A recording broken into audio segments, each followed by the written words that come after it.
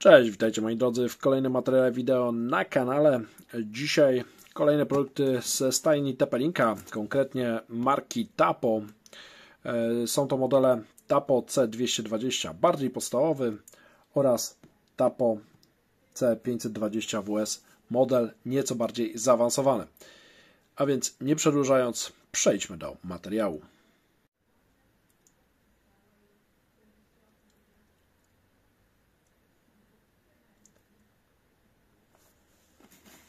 Tapo C220 to produkt z podstawowej linii TP-Linka z serii Tapo. Tutaj gdzieś będziecie mieli linka do modelu nieco wyższego, który jakiś czas temu testowałem. Dzisiaj zajmiemy się modelem właśnie Tapo C220. Jest to kamera do domowego monitoringu z AI i również kamera Wi-Fi. To jest oczywiste. Wygląd myślę, że taki całkiem interesujący. Mamy informacje o detekcji zwierząt, ludzi i pojazdów, czyli tutaj powinna automatycznie nagrywać w takich sytuacjach. Mam również wykrywanie płaczu dziecka, wykrywanie oczywiście ruchu i night vision aż do 30 stóp, czyli do jakichś 10 metrów tak na oko. TP-Link oczywiście jest marką matką, czy brandem głównym. Natomiast seria Tapo, która do TP-Linka należy, ma właśnie produkty związane ze smart home i z kamerami do monitoringu mieszkań. Jeżeli chodzi o rozdzielczość 2K, Quad HD, co mamy tutaj jeszcze ciekawego? Na tylnej ściance producent wskazuje właśnie o wykrywaniu osób, zwierząt i płaczu dziecka. Te główne funkcjonalności są tutaj wyszczególnione.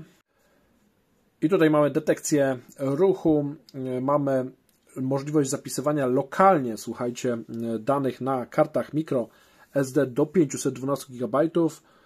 Możemy tutaj również wydzielić, odznaczyć takie strefy prywatności, które nie będą monitorowane. Jeżeli chodzi o rozdzielczość, to te 2K jest prawie dwukrotnie większą rozdzielczością niż Full HD. Mamy możliwość zasięgu, jeżeli chodzi o tutaj podgląd 360 stopni i mamy możliwość oczywiście skorzystania z chmury. Night Vision, tak jak powiedziałem, do 10 metrów, dwustronne audio i możemy również ustawić takie strefy aktywności, które będą monitorowane i będziemy o tym informacje otrzymywać, jeżeli taki ruch zostanie tam wykryty. Mamy jeszcze raz informację o tym, co wykrywa ta kamera i mamy informacje na temat zawartości zestawu. Powinniśmy dostać kamerę, zasilacz, elementy montażowe i oczywiście instrukcje obsługi. Mamy też powtórzone informacje dotyczące wsparcia dla kart pamięci do 512 GB, jak również informacje o wsparciu dla Google Home i Alexy, z którymi współpracują. Oczywiście aplikacja Tapo zarządza całym sprzętem. Nieco bardziej szczegółowe informacje na temat parametrów technicznych. Mamy pole widzenia 360 stopni, rozdzielczość 2K to oczywiście 2560 na 1440 pikseli, dwukierunkowe audio, które jest oparte na budowany mikrofon i głośnik w kamerę. Mamy Night Vision 850 nanometrów, podczerwień do 30 stóp, czyli 10 metrów i wsparcie dla Wi-Fi, ale tylko w standardzie 2,4 GHz, maksymalnie w standardzie N, więc tutaj jest ok. Jeżeli chodzi o pobór tutaj i możliwości zasilacza, to mamy 0,3 A, a na wyjściu mamy 9V i 0,6 A, czyli około 5 W, z tego co widzę, powinien ta kamerka pobierać taką wartość. Kraj produkcji to oczywiście Chiny, a wersja sprzętowa, bo mamy europejską dystrybucję, to 1.0. Dobrze, słuchajcie, to nie pozostaje mi nic innego jak rozpakować sprzęt i zobaczyć, jaka jest faktyczna zawartość zestawu.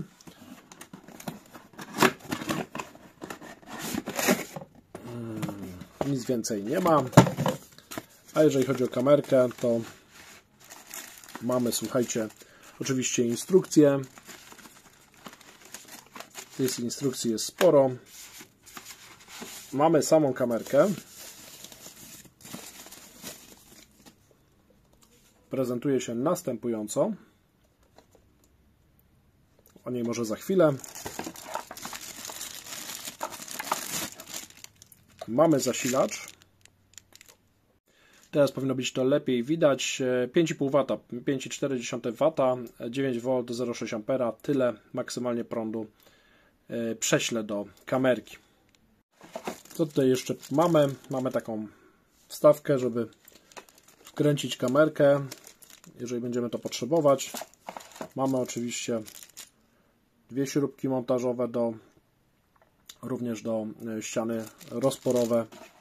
No i to wszystko, słuchajcie, czyli ewentualnie możemy zamontować to na ścianie